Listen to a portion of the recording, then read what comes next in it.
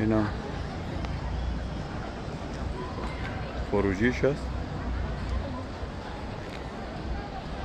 دیگه. رفته بودیم اون بالای بالا، اون نوکش دیگه.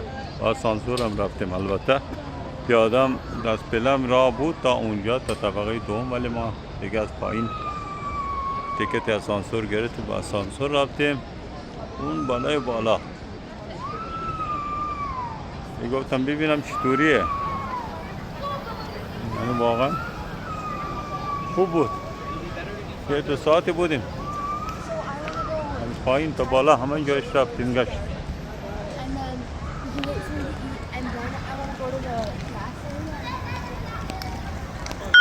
اون بالای بالا رفتیم، اون بالا. حالا هم پایین نشستیم، دارم میرم بیرون.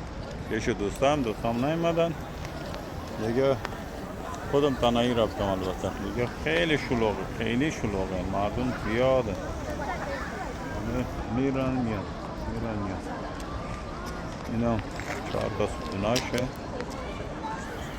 بالا دیگه. جایتون خالی، واقعا جایتون خالی دیگه. منم آخری روز منه امروز، 16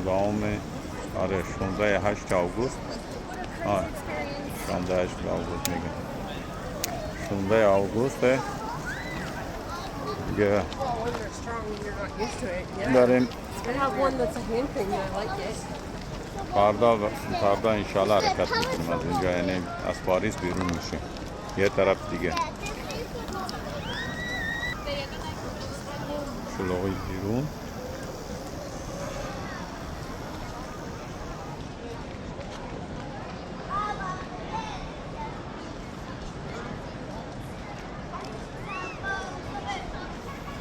جای همتون خالی واقعا.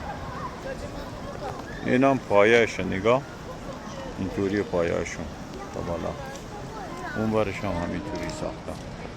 زیرش هم که در ورودیه، داخل میشی دیگه. رای آسانسور و ایناست. کنترل و اون برش هم همینطوری. یه طرفش پایین میره، دیگه طرفش بالا.